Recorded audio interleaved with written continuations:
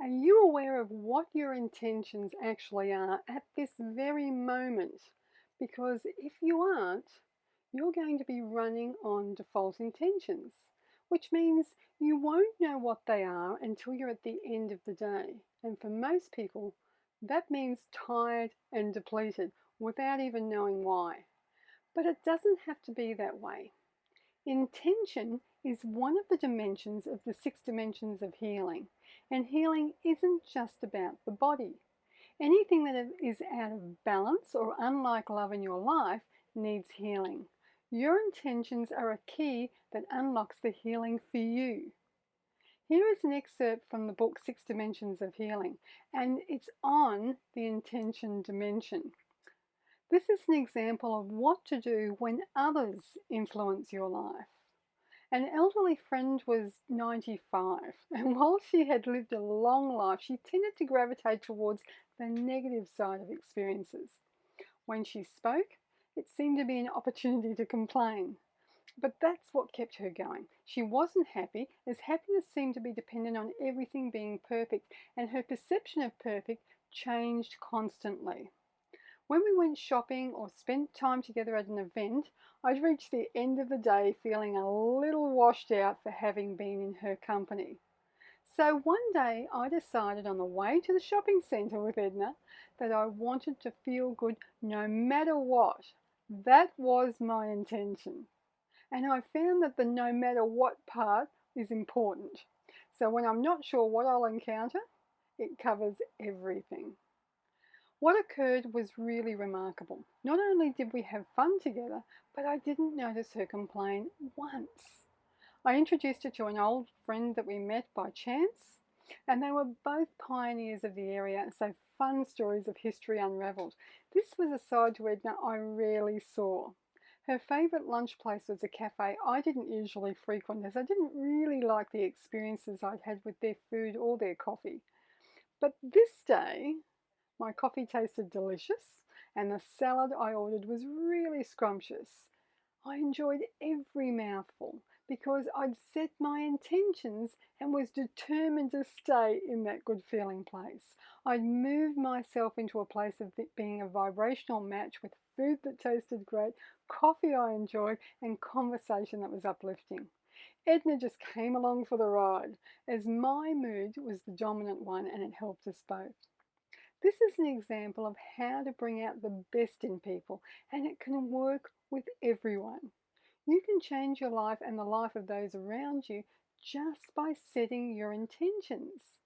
It isn't possible to change other people, but they do respond differently around you when you've chosen to stand steadfast in your joy. It's empowering to know that you can enhance life's experiences by simply changing your perception. When our children were at high school, they would come home and the first question I would ask them was how their day had been. How was your day? If it were any less than great, I would ask them if they'd set their intentions that morning. As they knew about this, invariably they would say, no, haven't done it. So what they were experiencing were their default intentions. They came to learn this very quickly, as there were direct consequences for not setting intentions. If you're unsure of what default your intentions are set at, it's the balance of your mood during the day. And who knows what that is until the end of the day. You can't experience anything other than your intentions. The simplicity of changing their experience was to tell themselves that they were going to have a great day and to believe it as they left for school. The universe was very obliging, as when they moved into the space of having a great day, their experiences changed. It sounds so simple, and yet it's a very effective method. As a parent, I never got involved in the situation of what had happened or if they hadn't set their intentions, as they knew the whole situation could have been avoided had they set up their day intentionally. The irritable teacher may still be the same, but you're no longer in her sights, as you aren't a vibrational match. You can't change other people, but you can certainly change how you feel about someone. As you feel differently, therefore you perceive your environment differently. So this creates a new path that matches how you now feel. It works in every circumstance. A friend of mine would conduct seminars internationally and spent much time intentionally setting out the ground rules at the beginning of his seminars. He would go to great lengths to tell the participants what he expected from them, how he wanted them to act and behave. However, the more ground rules he set out, the more he needed, as he was attracting participants who seemed to want to break his ground rules. Here's as an example of being focused on what you don't want rather than what you do want. All he needed to do was set his own intentions by spending the time before the seminar to know what he wanted, rather than trying to control the situation. In this place of clarity, he would have attracted a match with his intentions rather than a vibrational match with what he didn't want. Focus only on what you do want, not what you don't want. Many people are very aware of what they don't want. The focus of this awareness brings attention, which creates default intentions for what you don't want. Therefore, in your awareness of the unwanted, you're requesting from the universe more of what you don't want. However, to change the request, all you need to do is be more aware of what you do want.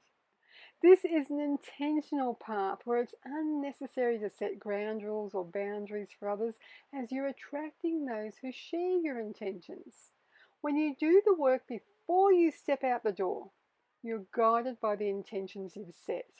It only takes a moment to breathe and reset them if needed during the day.